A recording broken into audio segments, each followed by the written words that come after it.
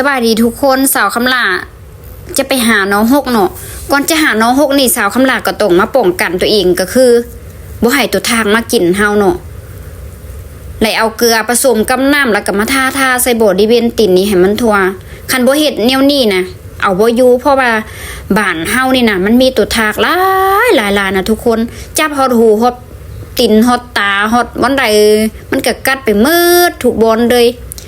น้องฮกนี่มันบ่ได้ปลูกทุกคนเลยมันเกิดอยู่ตามธรรมชาติก็คือเกิดตามห้วยตามห้องตามป่าตามโรงนี่เนาะสาวคำลักอะเอาน้องฮกกำลังซับน้องฮกอยู่น้องฮกนี่ก็เป็นน้อที่ว่ามันคายแล้วก็มันมีคายหลายนี่นะทุกคนหลังจากนั้นสาวคำลักก็มาปอกแล้วก็จะมาใส่กระเสะปอกน้อนะปอกแล้วก็มาใส่กระเสะจนกว่ามันจะเดี่ยวเนาะหลังจากนั้นก็ได้ล่อตามห้วยตามห้องซอกหาน้อฮกจนกว่ามันจะไหลโนมากินข้าวกินแรงนี่แหละทุกคนแนมไปทางใดก็เห็นโนฮกนี่มันจะออกอยู่ยามเดือน7 เดือน8 เดือน9นี่นะมันจะออกทุกคนเลยบ่ได้ซื้ออะไรยังเพราะว่าเฮาต้องเลยไปหาคันขี้ข้านก็บ่ได้กินคือกันสาวคำลาก็เป็นคนที่ว่าดูมันขยันที่สุดเรื่องหาน้อหานางนี่บ่ให้ไว้หน้าผู้ใดเด้อทุกคนหลังจากไหลแล้วก็เฮาก็ปอกไปนำก็ได้มันก็มีหลายสูตรหลายเอาแต่คนสิเฮ็ดเนาะแต่ว่าสาวคำลานี่บางเทื่อนี่ก็ไหลแล้วก็ปอกไปนำบางเทื่อนี่ก็ไหลแล้วก็หักโกงใบก็มีในเห็นบ่มึงแม่น้องฮกนี่เอายาได้ทุกคนมันบ่ได้บาสิเอาง่ายได้เฮาต้องคอยเอาคันบ่เฮ็ดเนาะนั่นแล้วก็บาดดินบาดมือก็บ่ได้อีกวันนี้ป้าน้อนี่ก็ใหญ่กว่าผู้โกนอีกเนาะมึงแม่น้องฮกนั่นนะเบิ่งคายมันแม่ผู้ใดเอาน้อนี่บ่อาบน้ำให้โอ้เป็นฮิตเป็นเฮือนเด้ยแบบนี้นะนี่เห็นบ่แล้วไปซอกน้อนี่เนาะซอกไปซอกมาซอกไปซอกมาอยู่หั่นเด้สักครับล่ะอ้าวหักไว้แล้ววันนี้นะญาติคนอื่นมาญาติกับพ่อแห้งทุกคนคันห้าเฮาบ่เห็นเนาะนั่นคนอื่นมานำเฮาเขาก็ไปเอาเสียเฮาก็ตัดโกงไว้เนาะ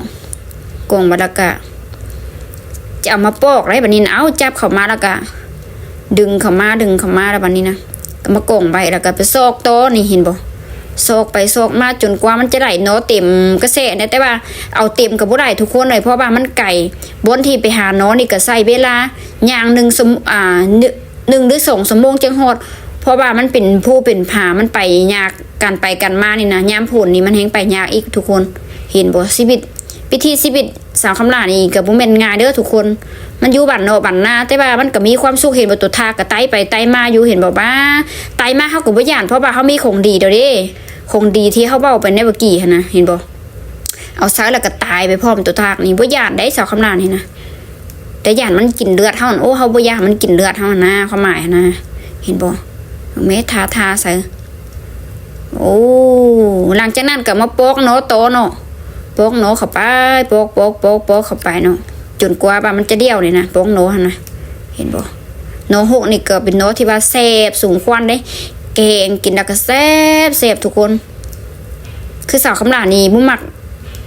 อาหารในเมืองปานใดมักอาหารบ้านนอกบ้านนาเฮาก็คือโนเป็นฟักเป็นโนนี่เด้หลังจากนั้นเฮาก็มาเก็บใส่กระแสนี่เนาะบ่ถาล่างเลยทุกคนเลยเก็บใส่กระแสนี่เห็นบ่เก็บใส่กระแสนี่เลยบัดนี้นะนี่เห็นบ่เก็บใส่กระแสนี่บัดนี้นะเก็บใส่นี่เด้สิเอาหลายกว่านี้ก็เอาบ่ไหลเพราะว่ามันไก่คือสาวคำลาเบาไปบันเดมันไก่แท้ไก่ว่านี่แหละย่างจนบาฮอด2 ชั่วโมงนะทั้งเมื่อยทั้งตัวทาก็กัดตัวยุงจักมันตัวหยังเข้ากองปูขวางฟ้ากองปลานี่มันหายากเลยทุกคน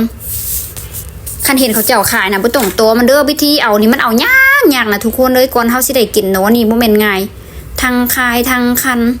ตัวยุงตัวหยังก็กัดบ่แม่นง่าย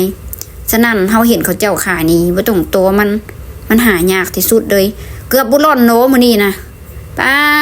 โนหันเยอะกว่าผู้คนอีกวันนี้นะนั่นจะกะสิปีเมื่อเฮือนเราได้วันนี้นะ